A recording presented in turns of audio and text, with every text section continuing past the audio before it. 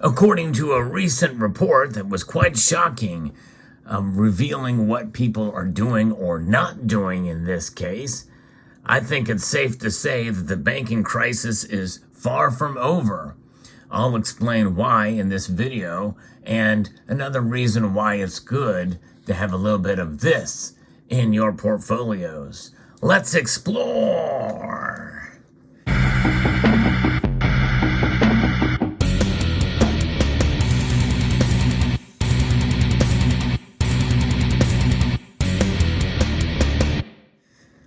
There is a lot going on, and we've not heard a whole lot about what's going on with the banks, the big banks, but there's activity occurring, and there's a recent report that is quite shocking in its revelation about what people are doing. What just happened here in this report is the largest recorded decline in total deposits since the FDIC began reporting in quarterly amounts since 1984. This is big news, folks.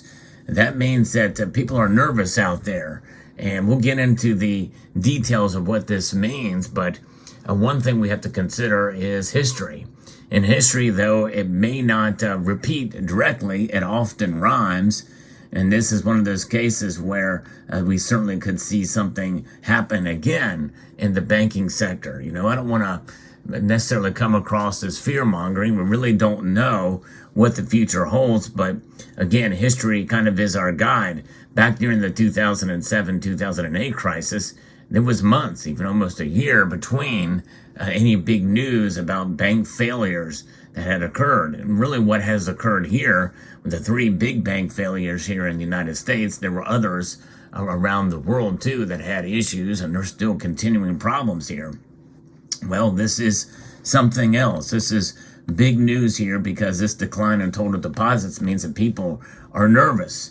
The crisis that roiled in the U.S. banking system earlier this year after the failures of three relatively large regional banks saw total deposits fall even as insured deposits rose amid the turmoil. And there's a lot we can take from that too. People want safety and security. They want insurance. And this is kind of what silver is about, and gold too. And we'll get to those metals here as we continue. And I'll talk a bit more about how people are protecting themselves, and more so now than ever before.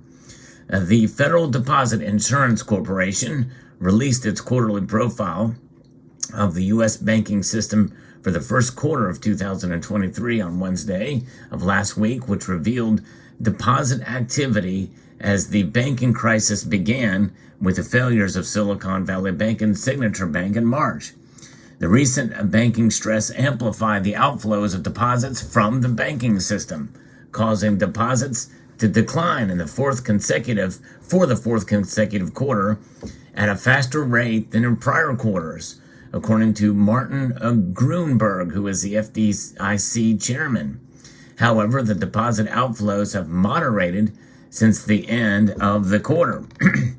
And that would be considered somewhat good news, at least. And I think because their feeling is no news is good news. But the FDIC found that total deposits were $18.7 trillion in the first quarter, a 2.5% reduction from the end of last year, which is the largest reduction reported in the quarterly banking profile since data collection began in 1984. And we saw a lot happen between 1984 and now, no question about that, like especially the savings and loan crisis of 1987 and the 2007-2008 crisis are definitely things of noteworthiness here, which is why what we're seeing, why this news is so big. The decline in overall deposits was driven by depositors with uninsured balances in excess of the FDIC's $250,000 limit on insured deposits. Uninsured deposits declined by 8.2% in the quarter as those depositors pulled their funds from banks amid concerns of broader contagion in the banking sector that could have left those funds vulnerable. And they're not trusting that the government's going to bail them out. Because you think about it, $250,000 though it may seem like a lot for you and me, that's pittance for some of these small businesses out there that have it to meet payroll and expenses and the like. And we all know that the federal government is not going to bail out the people, the engine, the backbone of the country. It's about the biggest amongst us. We've heard the term too big to fail. And that's exactly what the federal government will do. They're not going to help some bank in Iowa or Oklahoma or that has some of these depositors that are small businesses with $250,000. And so this is why this is occurring. And people want safety. People want to have some sort of representation and some sort of security that they're going to be able to have their money when they need it. While the overall decline in deposits was driven by uninsured deposits being withdrawn, insured deposits in the banking system at large rose by 2.5% in the first quarter. And that is also meaning that people want safety and security. An insured deposit is certainly something that people are having some faith in, and it makes sense. People probably are also kind of holding back and trying to save some money too, as much as possible, as much as they can, in the sector, and so they're doing that. What are other ways to save? I think even having some cash on hand at home in a safe, secure, fire-protected safe, that's so important, because you literally don't want your money to burn up, as well as all of your assets, for sure. If at all possible, you want to protect those things. Like any important documents, well, this is an important document. Cash is. It's also good to have a safety and security in inflation-proof assets as well. And gold and silver, though, in this present crisis, may not seem to be inflation-proof because they're trading, especially silver, like a commodity these days. Overall, over the long course of time, they definitely protect against inflation and economic instability. That's exactly what they're there for. Now, this is fascinating, and to see where this is going to go, and what will the next quarterly report look like. The decline was due to loss provisions for actual and anticipated bank failures, which at the time covered the failures of Silicon Valley Bank and Signature Bank, as well as the anticipated failure of First Republic Bank. And, they did ultimately fail after the conclusion of the first quarter and was acquired by J.P. Morgan Chase. And by the way, there's other even larger regional banks who have bailed them out. And that's kind of what we very well may see. Probably, likely in the future, if we see another one, the government can say, well, we didn't bail them out. The big banks bailed them out. And they bought them up. They bought their assets. That's a consolidation of these big banks. Once there's less banks out there, then it's easier to control you. And it's easier to implement a central bank digital currency, which is why it's all so important to have your wealth in a definite spread out in different asset classes like gold and silver is a good way to do it, and also having cash on hand, for sure. Now, in this Fox News piece, they talk about a plan to restore the FDIC's Deposit Insurance Fund by assessing fees on large banks, which from community banks will be excluded, is in place and expected to restore the DIF reserve ratio to 1.35% by September 2028, as required by law.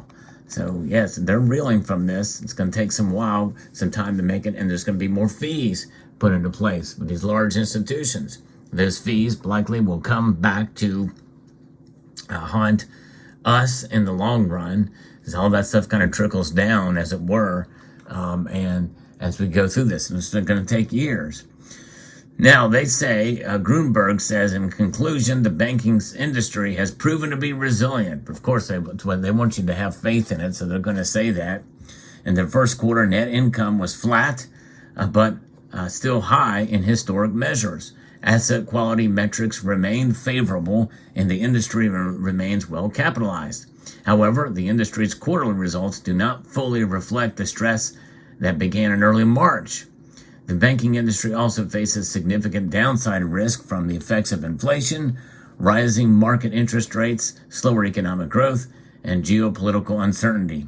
These risks have the potential to weaken credit quality and profitability that could result in further tightening of underwriting, slower loan growth, and higher provision expenses. So that's the environment that we are living in today, which means it opens it up to a further and expanded banking crisis down the road, especially with this newest record-breaking news about the lack of deposits. But the one thing about gold and silver is having them on hand gives you the utmost confidence because they don't rely on any banking system. In fact, when you hold them in your portfolio, you're essentially becoming your own bank.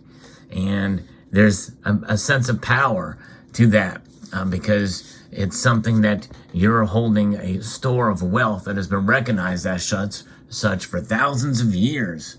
And, in closing here, given these risks, the FDIC will be focused on monitoring the condition of the banking industry, including the impacts of recent bank failures on liquidity and taking appropriate supervisory actions, which to me, I translate that as meaning there's more yet to come, and it'll be monitored and to see what happens there. But it's troubling what we're going through these days, and essentially the big banks like Bank of America, JP Morgan, and others. There's 4 or 5 of them that are the top, the big ones. And if you have 4 big banks that own all the other smaller banks, you're essentially got kind of an oligarchy in the banking, a banking cartel that is becoming all the more powerful, and you are at the mercy of them.